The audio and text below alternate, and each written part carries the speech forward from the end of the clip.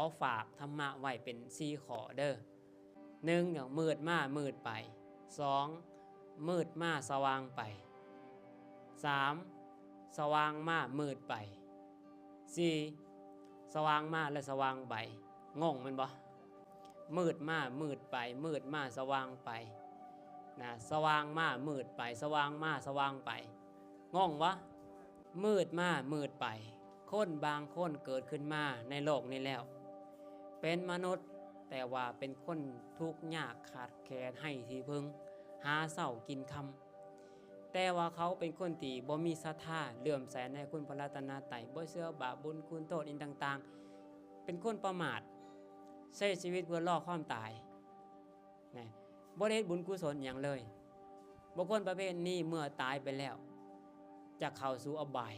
จะเกิดเป็นเปรตอสุรกายสัตว์เดรัจฉานไปลงนรกถือว่าการเกิดเป็นมนุษย์ของเขาเนี่ยถือว่าเป็นโมฆะเพราะยังเขาจะบริสร้างบุญกุศลไว้แม่นบ่เหมือนกับตอนมากับทุกข์ยากขาดแคลนให้ที่พึ่งแต่ว่าตายกลับไปก็เหมือนกับไปลงนรกคือเก่าอันนี้เอิ้นว่ามืดมามืดไปประเภทที่2มืดมาสว่างไปคนบางคนในโลกนี้เราเกิดขึ้นมาเป็นคนทุกข์ยากขาดแคลนให้ที่พึ่งแต่ว่าเป็นคนมีศรัทธาบ่ประมาทตั้งจิตตั้งใจสร้างกุศลบุญกุศลบ่ย่อมต่อโชคชะตาบอกง่ายๆเฮ็ดจังไหนตั้งจิตตั้งใจบ่เอาอย่างนึงก็เอาอย่างนึงเฮ็ดจังไหนล่ะเมื่อเฮาให้ทานบ่ได้เฮ็ดจังไหนล่ะบุญมันมีถึง10อย่างนี่มีหยังแน่ล่ะรักษาศีลเจริญเมตตาภาวนาขนขวายบุญอนุโมทนาส่วนบุญให้ส่วนบุญส่วนกุศลฟังธรรมแสดงธรรมและก็ทำใจให้ตรงนะบุญมันมีตั้ง10อย่างก็เลือกเอาอย่างใดอย่างหนึ่งเหมือนเฮามามื้อนี้บ่เฮาอาจจะบ่มีเงินมาโม่น้ำเพิ่นอาจจะบ่มีข้าวปลาอาหารคือเพิ่นบ่คือเจ้าภาพเพิ่นเฮ็ดจังได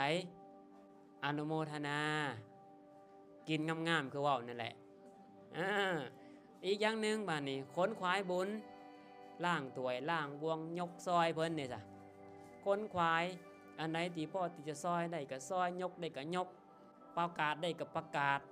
บอกได้ก็บอกแนะนำได้ก็แนะนำนี่แหละเอิ้นว่าไวยาวัจจะไม่บุญนี่อันนี้ก็ได้บุญแบบงามๆคือกันอันนี้ก็ได้อย่าอ้างว่าตัวเองเป็นคนทุกข์ยากบ่มีเงินมีทองบ่มีแต่ว่าขอให้มีศรัทธาก็พอบุญกุศลมันจะมาเองเห็นบ่อาจารย์ว่าเทศเมื่อคืนนี่บ่จำได้บ่ศรัทธาเป็นทรัพย์เครื่องปลื้มใจของคนในโลกนี้ถ้าว่าเฮาบ่มีศรัทธาเสียแล้วจังได้บุญกุศลก็บ่เฮ็ดแน่นอนแหละแต่ถ้าว่ามีศรัทธาเสียแล้วบุญกุศลอย่างอื่นมันก็ต้องมีถ้าจะเว้าเรื่องการขนขวายบุญบัดแต่มามักเรื่องอยู่หนึ่งอยู่ในพระไตรปิฎกเล่มที่26เพิ่นกล่าวไว้ว่า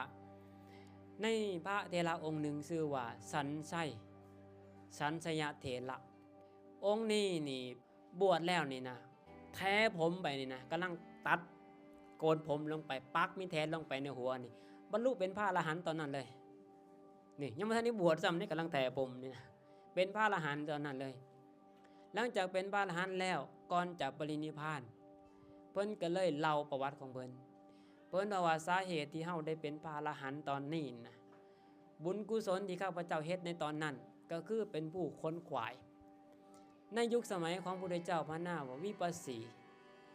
เห็นพระเจ้าพระสงฆ์มาประชุมกันเฮ็ดบุญกุศลแหละญาติโยมก็มาตักบาตรเฮ็ดบุญกุศลหลายเป็นคนทุกข์ยากก็เลยเข้าไปหาพระพุทธเจ้าพระนามวิปัสสีนั่นแหละก็เลยถามว่าข้าน้อยพ่อที่จะเฮ็ดอีหยังใดแน่ถ้าเรื่องให้ทานอย่างอื่นคนเฮ็ดบ่ได้แน่นอนคนบ่มีอีหยังมีแต่ตัวเปล่าพระพุทธเจ้าก็บอกว่าให้ท่านค้นขวายบุญเด้ออีหยังบ่จบบ่งามอีหยังท่านก็ไปเฮ็ดแนะนำกับเจ้าไปยกไปแบกไปหามอุปถัมภ์ประถาครูบาอาจารย์เด้อโอ้ยสาธุขอหน่อยสาธุแค่นั้นแหละแม่ออกเราก็ไปเฮ็ดเวียกเฮ็ดงานล้างถ้วยล้างบวงเก็บแก้วน้ำไปล้างเช็ดถูแนะนำยกแบกซอยเขาเจ้านะพระเจ้าประสงค์มาประชุมกันเป็น100,000-200,000 องค์นะบุญกุศลเฮ็ดครั้งเดียวบ่ได้เฮ็ดหลายครั้งเดียวเท่านั้นเราเฮ็ดนะว่านะบุญอย่างอื่นบ่มีเลยหลังจากตายไปแล้วชาตินั้นเกิดเป็นพระอินทร์ในสวรรค์80 ครั้ง มาเกิดเป็นเจ้าจักรพรรดิ1,000 ครั้งเป็นเศรษฐีมหาเศรษฐีอยู่ในมนุษย์นี้นับบ่ถ้วนเบิ่งดูแม่ย่าทั้งหลายญาติโยมทั้งหลายเฮาจะไปอ้างว่าเฮาเป็นคนทุกข์ยากและบ่เฮ็ดบุญกุศลอันนั้นเป็นเพียงแค่ข้ออ้างและเว้าสำหรับบุคคลที่บ่มีศรัทธาแม่นบ่เฮามีมือได้เฮามีปากได้ยกได้ย่างไปได้แนะนำได้เฮาก็สามารถเฮ็ดบุญกุศลได้เห็นบ่นี่ก็คือกันและเพิ่นบอกว่าคนประเภทนี้บ่ยอมต่อโชคชะตาตอนมาเป็นคนทุกข์ยากกลับขับไปกลายเป็นผู้มีศักดิ์ใหญ่เป็นเทวดาเอิ้นว่ามืดมาแต่สว่างไปแม่นบ่แม่ย่าเข้าใจแล้วบาดนี้เนาะนี่ข้อที่2ข้อที่3บาดนี้สว่างมาแต่ว่ามืดไปคนบางคนในโลกนี้เกิดขึ้นมาเป็นมนุษย์มีทรัพย์สมบัติมีเงินมีทองมีของกินของใส่บ่อึดบ่อยากแต่ว่าเป็นคนคัดสนเรื่องศรัทธาบ่มีศรัทธาเริ่มใส่ในพุทธศาสนาเฮ็ดบุญพาเฮ็ดบุญเฮ็ดบ่คือเฮ็ดแต่บ่แล้วบ่ได้เฮ็ดโดยใจที่เมตตาด้วยใจที่ศรัทธาเฮ็ดพอแต่แล้วหรือบ่เฮ็ดเลยคนประเภทนี้เพิ่นว่าเป็นคนรวยเฉพาะในชาตินี้แต่ว่าชาติต่อไปเขาจะตกอับจากดาวสู่ดินแน่น่าสงนาได้น่าคิดได้ในเรื่องนี้ก็ได้นี่เฮาต้องสนใจและอีกอย่างนึงบ้านเฮาบ่บุญก็คือว่าแหละอย่าเฮ็ดแต่เฉพาะทานอย่างเดียวต้องเฮ็ดบุญอย่างอื่นนำศีลก็ต้องเฮ็ดเป็นเครื่องค้ำประกันได้แม่ย่าผลทานตัวเดียวนี่บ่ค้ำประกันชีวิตมีออกได้บางเทื่อตอนนรกก็เป็นได้แม่ย่าเกิดเป็นเพนอสุรกายได้แต่ว่าถ้าเฮามีศีลบาดนี้ค้ำประกันเลยค้ำประกันแต่ชาตินี้และก็ชาติต่อไปอีกนั่นก็สำคัญที่สุดเนาะนี่เอิ้นว่าต้องเป็นคนรวยแล้วเป็นคนมีเงินมีทองบ่แม่นรวยดอกไม้เขามีอยู่มีกินแหละเป็นเช้าให้เช้าหน้าบ่ถึงกับว่าปากกัดปิดตีนถีบแต่ว่าพ่อที่จะเฮ็ดบุญกุศลได้พ่อที่จะแบ่งปันได้เกื้อกูลกันได้พ่อที่จะเฮ็ดได้นะขอมีศรัทธาแล้วก็เชื่อมั่นแล้วก็เฮ็ดตั้งจิตตั้งใจแท้ๆนะอันนี้คือประการที่3เนาะบุคคลประเภทนี้ข้อที่3คือมืดมาและก็มืดไปอันนี้น่าสงสารเด้อน่าคิดเด้อบ่แม่นว่ารวยล้นฟ้าล้นดินหยังดอกเป็นให้เช้าหน้าเป็นพ่อตู้ไม่ตู้เฮานี่แหละธรรมดาหาเช้ากินค่ำนี่แหละก็ถือว่าจัดเป็นคนมีเงินมีทองอยู่ยังน้อยหูก็บ่ได้หนวกตาก็บ่ได้บอดมือก็บ่ได้พิการตีนก็บ่ได้กดสามารถเฮ็ดบุญกุศลได้แม่นบ่แหละแต่เฮาก็สามารถเฮ็ดเอาแบบมีงานจังซี่แล้วก็มาซอยมาคนควายซอยกันเฮ็ดนำกันเฮาก็จะได้บุญกุศลนำแม่ย่าเนาะสิปล่อยว่าสิอ้างว่าบ่อยากฆ่าแต่เวียกฆ่าแต่งงานโอ้ยยากหลายเวียกมันก็เฮ็ดจนฮอดมือตายก็บ่แล้วดอกแม่นบ่จนฮอดมือตายก็บ่จบดอกเวียกนั่นน่ะต้องสาระพอสมควรนี่แหละนี่สำคัญที่สุดเด้อประการที่4สว่างมาสว่างไปก็คือคนบางคนในโลกนี้เกิดขึ้นมาแล้วเกิดมาบ่เป็นคนพิการบ่หูหนวกตาบอดมีตีนมีมือสมบูรณ์แบบบ่ได้พิการแต่ว่าเป็นคนมีศรัทธาบ่ประมาทนี่หลายๆคนที่นั่งอยู่นี่เฮาก็ฮู้จักกันอยู่แล้วนี่มีพอกินพอใช้บ่ถึงกับร่ำรวยดอกแต่ก็พอกินพอใช้ไปวัดไปว่ามีงานโอ้เห็นหน้ากันตลอดนี่นะเฮาคุ้นเคยกันอยู่แล้วนี่นะเนาะเห็นหน้ากันก็จำได้งานนั้นก็เห็นนั่นนี่ก็เห็นก็จนเจอหน้ากันเป็นพี่เป็นน้องกันนี่ก็เอิ้นเอาคนประเภทนี้สว่างมาแล้วก็สว่างไปบุญก็เฮ็ดมีงานมีการต่างๆวันพระวันศีลไปจำศีลไปฟังเทศน์บริจาคนั่นบริจาคนี่โอ้ตมาบ่สุดยอดนะถามว่ารวยบ่รวยดอกพอกินพอใช้เนาะนี่ครอบครัวนั่งแม่แต่งนี่ก็ได้นี่ทั้งแม่แม่ท้องแม่ที่นี่กลุ่มเฮานี่นะนี่แม่แต่นี่ก็ถือว่าจัดว่าดีแหละเนาะทั้งดีแหละถือว่ามาทั้งสว่างมาแล้วก็สว่างไปและบนทานที่เฮาสละเฮ็ดไปในมื้อนี้นี่สรุปได้เลยว่าบ่ขาดศูนย์บ่ศูนย์เปล่าแน่นอนในสมัยของพุทธกาลมีพราหมณ์ถามพระพุทธเจ้าว่าคนที่ให้ทานนี่นะมีอยู่บ่คนไหนเป็นคนทุกข์พระพุทธเจ้าตอบว่านับตั้งแต่มื้อนี้จนอีกแสนกับนี่ข้าว่าทุกข์นี่บ่มีและบ่เคยมีว่าคนให้ทานแล้วเป็นคนทุกข์น่ะบ่เคยมีนี่ฉ สรุปแล้วเฮาเฮ็ดไปแต่ละเทื่อแต่ละเทื่อแต่ละ10แต่ละ20แต่ละแสนที่เล็กที่น้อยก็ตามบ่ได้สูญเปล่าเป็นการสะสมเสบียงไว้อีกอย่างหนึ่งอีกประการหนึ่งบาดนี้เวลาเฮ็ดบุญจังซี่เนี่ยเปรียบเทียบเหมือนหยังเปรียบเหมือนกับเฮาสะสมทรัพย์ภายนอกไว้หลายๆถ้าบุคคลใดมีเงินหลายเนาะสมมุติเด้อบุคคลใดมีเงินหลายเต็มกระเป๋าอยู่นะสิไปเที่ยวท่าแขกสิเที่ยวเวียงจันทน์หลวงพ่อบานหลวงน้ำท่าหอดไต่12ปันหน้าพุทธก็บ่ต้องห่วงหมอบ่ต้องย่านสิมีห้องแฮมพักอยู่บ่นอสิมีข้าวกินอยู่บ่นอสิมีเสื้อผ้าอาภรณ์ใส่อยู่บ่ต้องห่วงแม่นบ่บ่ต้องย่านเพราะอีหยังเงินในกระเป๋าเฮามีอยู่แล้วแต่บุคคลใดบาดนี้เปรียบเทียบว่าเนาะมีบุญกุศลหลายท่านก็เฮ็ดศีลก็รักษาภาวนาก็เจริญฟังธรรมก็ไป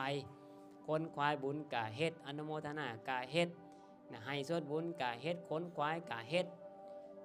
อีหยังก็เฮ็ดเบิดนี่นะบุคคลประเภทนี้เป็นจังไดเวลาเขาเจ้าใจสิขาดน่ะย่านหรือบ่ย่านมีหลวนย่านบ่หรือบ่ย่านบ่ย่านแน่ๆก็แสดงว่าเฮาเกียมตัวมาดีจังซี่แต่ไม่ออกเด้อเปรียบเทียบอย่างหนึ่งให้เฮาพิจารณาตัวเองให้ดีบัดนี้เวลาเฮาคนใดที่เกียมตัวบ่ดีถ้าสมมุติเฮาไปเที่ยวเนาะไปเที่ยวมุกดาหารบ่กรุงเทพบ่อยุธยาหลวงพ่อบางเวียงจันทน์ทางปักเซ่ลงไปถ้าว่าเฮาเกียมตัวบ่ดีไม่ออกเช่นมื้ออื่นนี่สินะมื้ออื่นมื้อฮื้อเขาจะสิไปเที่ยวนี่ถ้าเฮาเกียมตัวบ่ดีเป็นจังไดล่ะผ้าก็ยังบ่ทันได้ซักสินก็ยังบ่ทันได้เมียนกะตาหมากผู้เงินโทรศัพท์อิหยังต่างๆก็ยังบ่ทันได้เก็บกระจัดกระจายอยู่บ้าน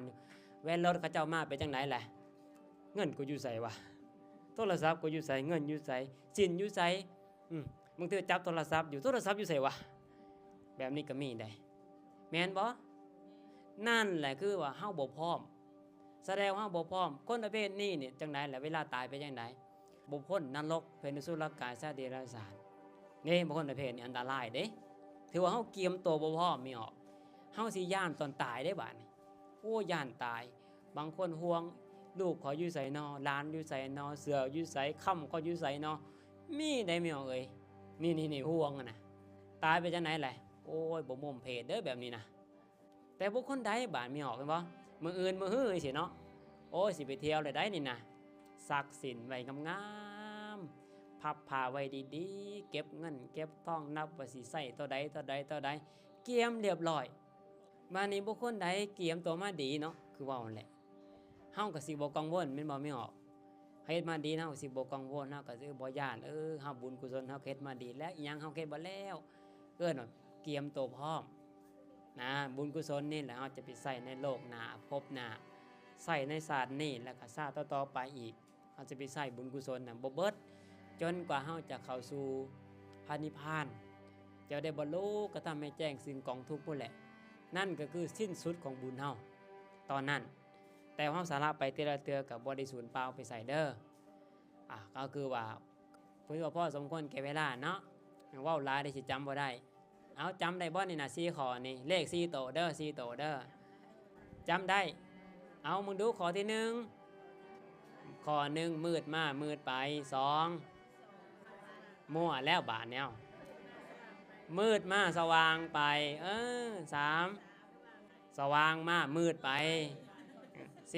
4สว่างมาสว่างไปโอ้มีแต่คนเก่งตัวนี้นะแล้วเฮาอยู่ในจุดใดละบาดนี่สว่างมาสว่างไปเนาะโอ้ตอบอย่างมั่นใจเลยสว่างมาสว่างไปสาธุพอสมควรแก่เวลาเนาะกับขออนุโมทนาสาธุนำทั้ง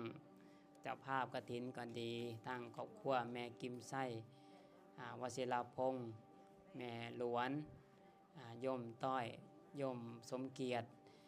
แล้วก็ซออื่นๆอีกที่กล่าวมาทั้งหมดนั่นแล้วก็ทั้งตลอดถึงองค์ตนยันโยมทั้งบ้านไก่เด้อทางบ้านพนศิมพี่น้องเฮาก็ดีแล้วก็บ้านไก่ที่บ่ได้ออกซื้อออกน้ำก็อย่าเครียดกันเด้อแล้วก็ให้ได้บุญกุศลนำกันถึงจะบ่ประกาศซื้อบ่ประกาศน้ำก็บ่ต้องน้อยอกน้อยใจได้บุญกุศลนำกันมื้อนี้นะได้บุญอย่างจุใจก็ขออนุโมทนาทุกฝ่ายทุกภาคส่วนเด้อที่มาร่วม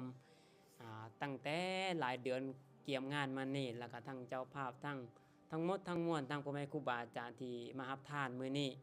ก็ขออนุโมทนาขอบอกขอบใจทั้งครอบครัวทั้งแม่ต้อยก็ดีทั้งวิยาวัจกรทั้งบ้านพ้นศิมครูบาอาจารย์หรือว่าแม่โยมบ้านอื่นๆเด้อขอบอกขอบใจทุกอย่างเลยที่ซอยกันคนละไม้คนละมือทำให้งานครั้งนี้สำเร็จลุล่วงไปดูดีถือว่าเป็นบุญกุศลของพวกเราทุกคนเด้อบ่มีผู้ใดเป็นเจ้าของแต่ว่าเฮาเป็นบุญกุศลทุกคนและก็ขออำนาจบุญกุศลทั้งหมดทั้งมวลเทศในมื้อนี้จงเป็นเหตุเป็นเดชะเป็นคารวะปัจจัยขอให้ท่านทั้งหลายมีพลานามัยแกงแห้งอยู่เย็นเป็นสุขก็ให้มีอายุวันนะสุขะภาละปฏิภาณธนาสาสมบัติประกอบสัมมาอาชีพใดๆก็ขอให้เจริญรุ่งเรืองค้าขายง่ายมือก็ขอให้มีเงินมีทองของกินของใส่บ่อึดบ่อยากบ่มีอุปสรรคปัญหาคัดของให้อยู่เย็นเป็นสุขไปทางใต้ไปทางเหนือก็ขอมีคนต้อนรับขับสู่แล้วก็บ่มีอุปสรรคปัญหาคัดของขอให้ท่านทั้งหลายมีศรัทธาตั้งมั่นในพระรัตนตรัยบ่หวั่นไหวบ่สั่นคลอนสุดท้ายใต้สุดขอให้ท่านทั้งหลายก็ทำให้แจ้งซึ่งพระนิพพานในอนาคตการอันบ่ช้าบ่นานนี้จงทุกท่านทุกคนด้วยเถิด